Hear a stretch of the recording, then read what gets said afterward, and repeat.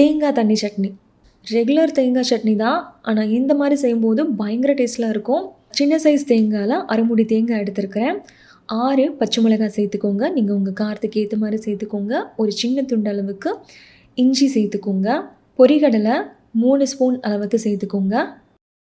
உப்பு தேவையான அளவுக்கு சேர்த்துட்டு கொஞ்சம் கொஞ்சமாக தண்ணி சேர்த்து கொரன்னு அரைச்சி எடுத்துகிட்டு வந்துடுங்க. பாருங்கள், இந்த மாதிரி அரைச்சதுக்கப்புறமா இப்போ இதில் வந்து 1 ஸ்பூன் கொத்தமல்லி இலை. உங்கள் இலை மட்டும் சேர்க்காதீங்க, அந்த காம்போடு சேர்த்துக்கோங்க.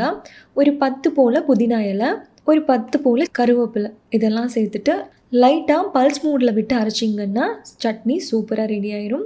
இதை ஒரு பவுலுக்கு ட்ரான்ஸ்ஃபர் பண்ணிவிட்டு உங்களுக்கு எந்த அளவுக்கு தண்ணியாக வேணுமோ அந்த அளவுக்கு தண்ணி சேர்த்துட்டு, உப்பு லைட்டாக கம்மியாக இருந்த மாதிரி இருந்துச்சு, ஸோ உப்பு சேர்த்துட்டு 1/2 ஸ்பூன் எண்ணெயில் கடுகு, சீரகம், கருவேப்பிலை போட்டு தாளித்து விட்டிங்கன்னா நம்மளோட தேங்காய் தண்ணி சட்னி சூப்பராக ரெடி ஆயிரும். இதுக்கு மேலே கொஞ்சம் போல் நறுக்கின மல்லி இலையை தூவி விட்டுக்கோங்க.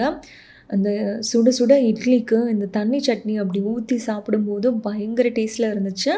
நான் அன்றைக்கி பாசிப்பருப்பு இட்லி தான் பண்ணியிருந்தேன். 2த்துக்கும் காம்பினேஷன் பயங்கரமாக இருந்துச்சு.